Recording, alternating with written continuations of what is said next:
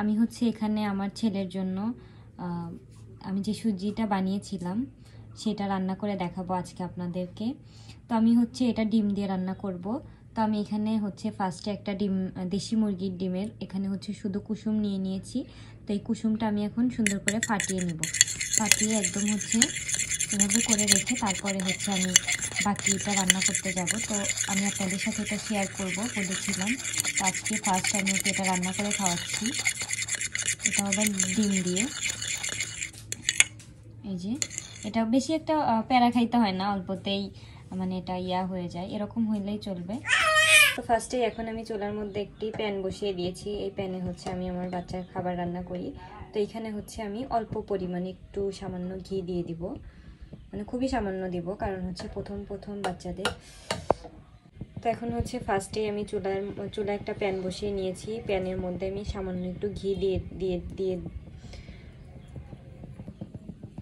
যে যতটুকু সুজি রান্না করব ঠিক ততটুকু সুজি আমি এখানে দিয়ে দেব। আজকে প্রথম, এই জন্য আমি পরিমাণ মতোই রান্না করব। সুজিটা আমি হালকা করে ভেজে নেব, ঘিয়ের মধ্যে এটা ভেজে নেব, সুন্দর একটা স্মেল আসবে। আমি এটা ভালো করে ভেজে নিচ্ছি।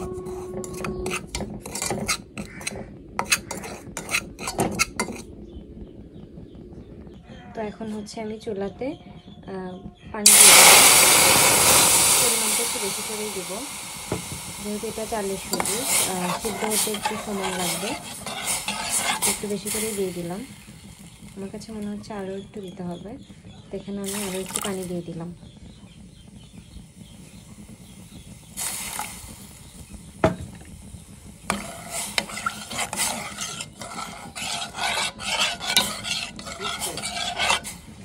এখন হচ্ছে এটা আমি এখন জ্বালাতে থাকবো।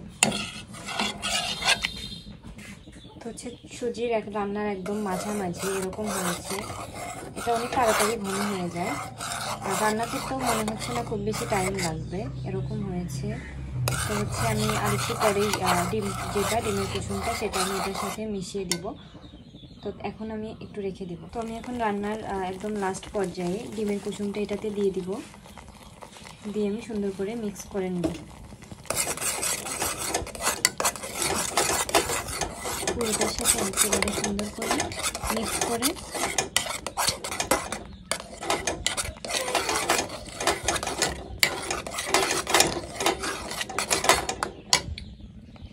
এটা যে এরকম হয়েছে দেখতে একদম লাস্টে।